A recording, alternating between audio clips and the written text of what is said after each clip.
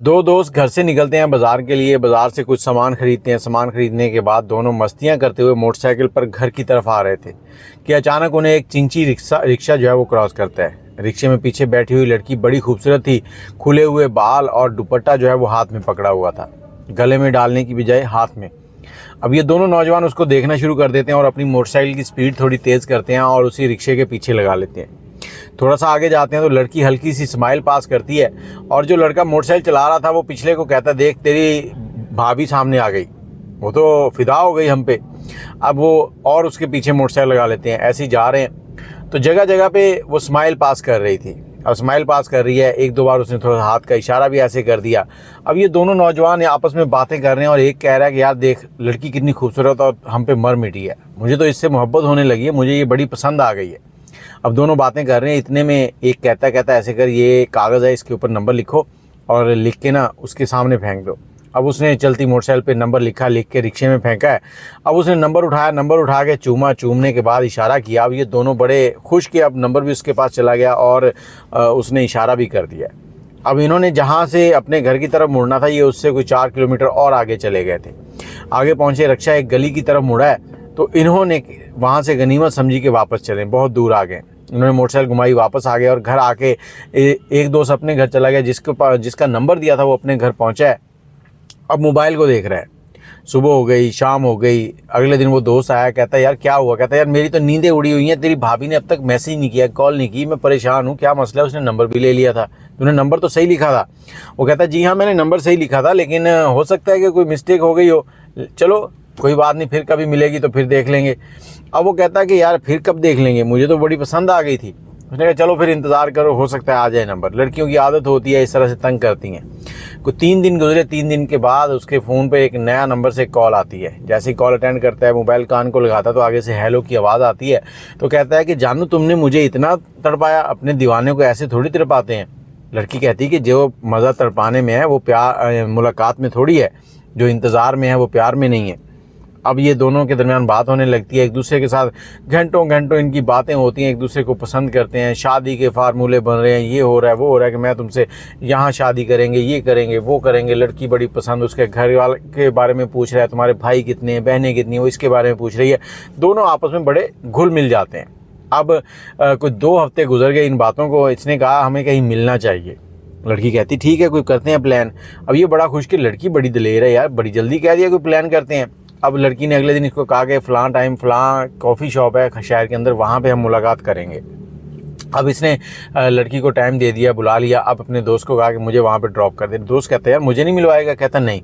अब दोस्त इसको छोड़ के चला गया और ये वहीं पे खड़ा इंतज़ार कर रहा है। इधर से वो लड़की आ रही है। तस्वीर तो इसने मोबाइल पे पहले ही देखी हुई थी, लेकिन लड़की के साथ एक और लड़की भी है जो शादीशुदा, एक बच्चा उसने उठाया हुआ है छोटा सा 3-4 साल का, और वो भी साथ है। ये देखकर जल भुन गया कि यार ये तो कबाब में हड्डी आ गई। मैं तो इससे गुफ्तगू करना चाहता था, इसको टच करना चाहता था, लेकिन ये तो अपने साथ किसी और को ले आई है।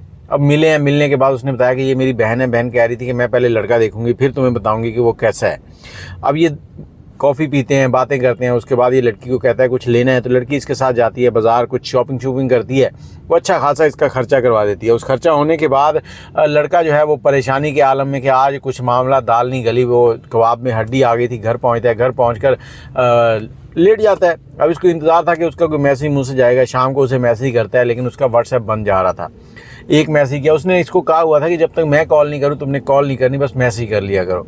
अब रात गुजर गई, अगला दिन हुआ, मैसेज कर रहा है। फिर ये कॉल करता है। जब कॉल करके देखता है कि वो नंबर तो बंद जा रहा है, तो इसी परेशानी में अपने दोस्त को फ़ोन करता है। कहता क्या हुआ? कहता यार वो तेरी भाभी जो है उसका तो नंबर ही बंद जा रहा है, कल से कोई अता पता ही नहीं। कल मुलाकात हुई है, वो मुलाकात भी ठीक नहीं हुई और अब पता नहीं वो नाराज़ हो गई, क्या मसला है, नंबर बंद जा रहा है। उसने कहा कुछ नहीं होता, ठीक हो जाएगा। अगले दिन सुबह सुबह वो उस लड़के का फ़ोन आता है, इसके दोस्त का। कहता क्या हुआ? कहता भाई पुलिस में एक मेरा जानने वाला है, दोस्त है, उसकी कॉल आई है कि तुम्हारे खिलाफ़ कोई पुलिस में मामला चल रहा है। क्या मामला चल रहा है? कहता बस तू नीचे तैयार होके आ जा, मैं आ रहा हूँ, तुम्हें लेके जाना है थाने, कि ये ना हो कि कोई FIR कट जाए। अब थाने पहुँचते पुलिस जो है ना इसका कॉलर पकड़ती है, यहाँ से घसीटती है, इधर आ जाओ। कहता भाई थानेदार साहब कोई क्या हुआ है? मैंने कौन सा जुर्म कर दिया जो मुझे कॉलर से पकड़ के लेके जा रहे हो? कोई तरीका है? वो कहता तुम लड़कियों को घुमाते हो, लड़कियों को अगवा करते हो, तो कॉलर ना पकड़े तो और क्या करें?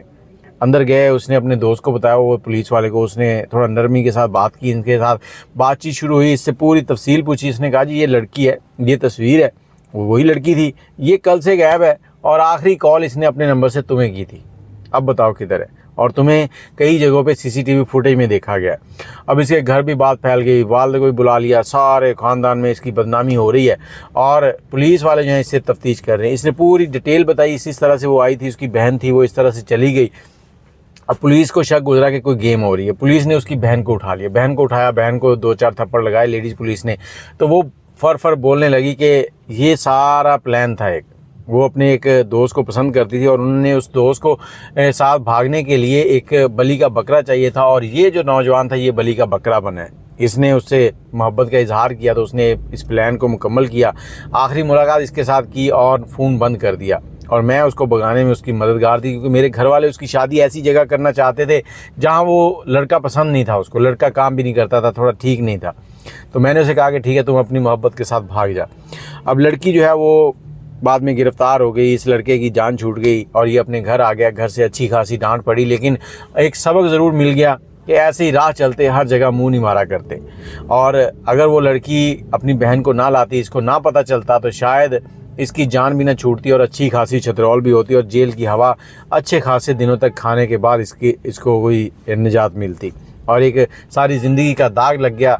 ये सबसे बुरी चीज़ होती है और मैं आप लोगों से यही कहना चाहूँगा कि हर मामले में एहतियात करें। ये नहीं कि किसी लड़की ने आपको हंस के देख लिया, वो आप पे मर मिटी है, क्या पता उसके पीछे उसकी कोई चाल चल रही हो और आप भी इसी तरह से किसी बड़ी मुसीबत में फंस जाएं। क्योंकि इसी तरह के मामला होते हैं, अक्सर लड़कियां इस तरह से सेट होती हैं, उसके बाद शादी करती हैं, शादी के अगले ही दिन सारा जेवर घर से जो भी नकदी होती है वो उठाती हैं, उठाकर निकल जाती हैं।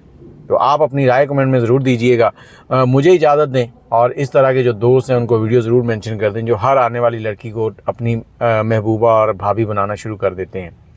आपके पास कोई कहानी हो तो हमसे ज़रूर शेयर कीजिएगा। नंबर है 0325 20 629। अल्लाह हाफिज़।